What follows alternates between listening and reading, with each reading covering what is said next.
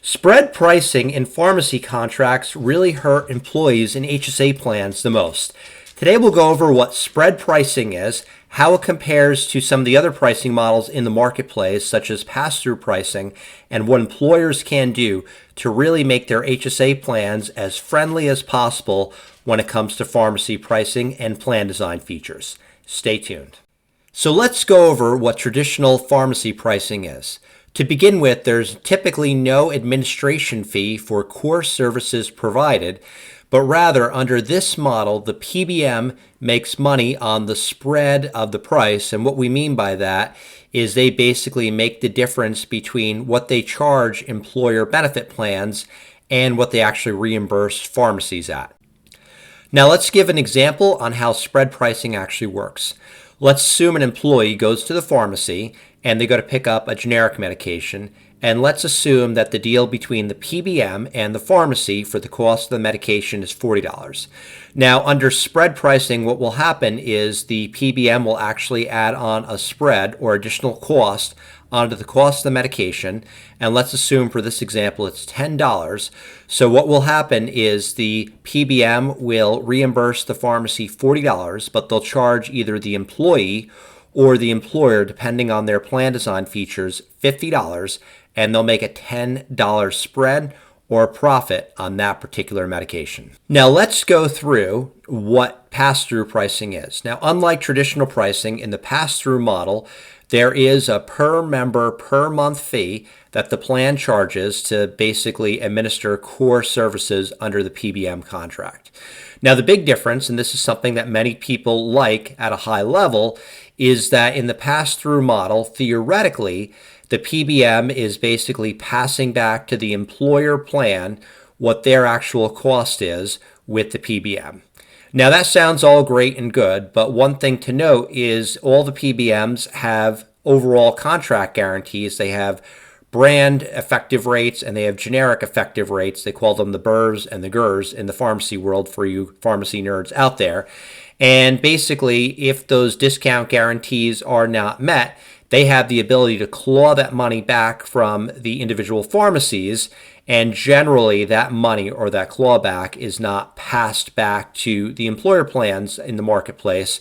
So, even though there's no, theoretic spread on the pricing, they are making potentially indirect spread in that pricing model. Moreover, if the PBM happens to own a mail order pharmacy and scripts are going to that mail order pharmacy, there's really no way of knowing if there is a pass-through model in place or if they're making money on the back end with the mail order pharmacy. So even though it's pass-through, it might not necessarily be a true pass-through cost, and there's always ways the PBMs can play games and make money even through a pass-through model. On top of that, in a pass-through model, there generally may not be dollar-for-dollar discount guarantees. And what we mean by that is because in the pass-through model, a per member per month fee is generally charged.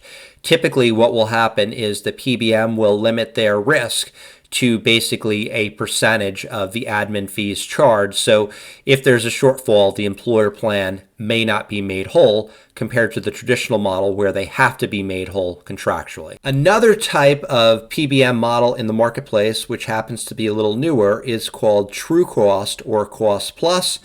And under this model, the PBM charges an admin fee for core services, and dispensing fees tend to be a little bit higher. And theoretically, under this model, instead of costs being calculated as a discount off AWP, typically it's based on acquisition cost plus potentially a markup. The acquisition cost could be based on a benchmark such as the publicly available NDAC, or it could be based on the pharmacy's true cost for the medication. Now note, under this model, depending on how it's structured, there still potentially is direct or indirect spread, and the PBM could be making additional revenue on the back end. Now note that under the true cost pricing model, there is no discount guarantee. Potentially there could be a trend guarantee, a per member per month guarantee, or even a rebate guarantee.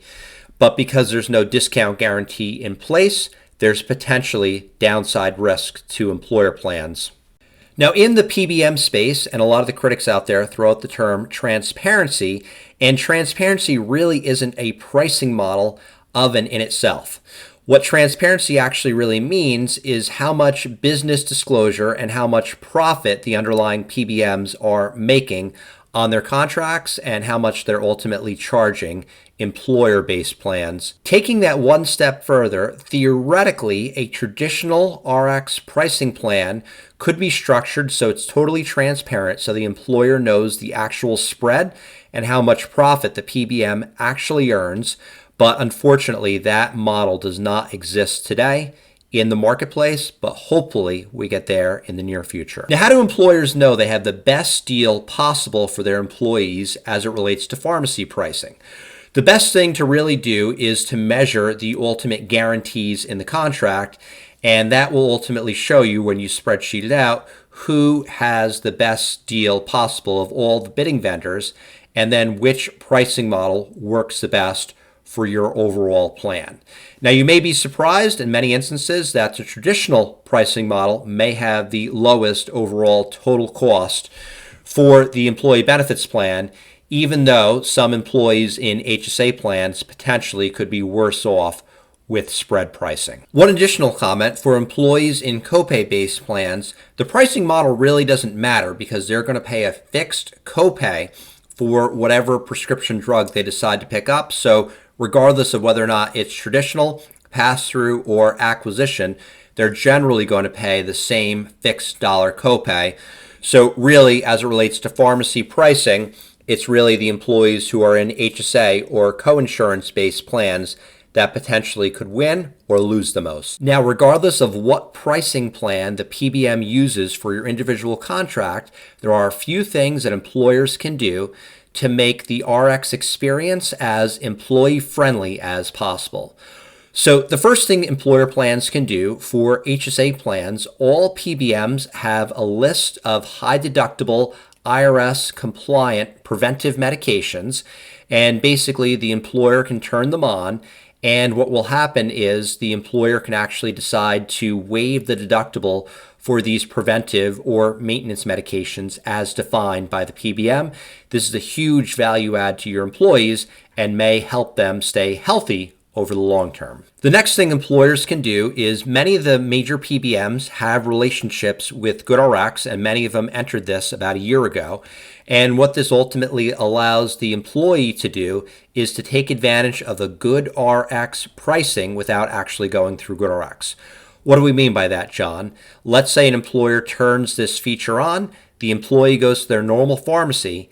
In the background, if the GoodRx price actually beats the contracted rate between the PBM and the pharmacy, the GoodRx price will apply, and the employee will actually get deductible credit. So that's a huge win for employees in HSA plans. A final thing employers can do is to turn on point of sale rebates. Many employers currently don't have this, but for those that do, the employees tend to pay a significantly lower cost for brand medications compared to employers who use the traditional rebate structure in the marketplace. We'll cover how point of sale rebates actually work in a later video. Now today we went over a lot of the high-level details on the differences between traditional pass-through and true cost pricing models. And ultimately, the devil is in the details, and if you need help evaluating your pharmacy contract, feel free to reach out to me directly. Now, we want to hear from you. What are some additional things that employers can do to make pharmacy pricing as employee-friendly as possible? Comment below.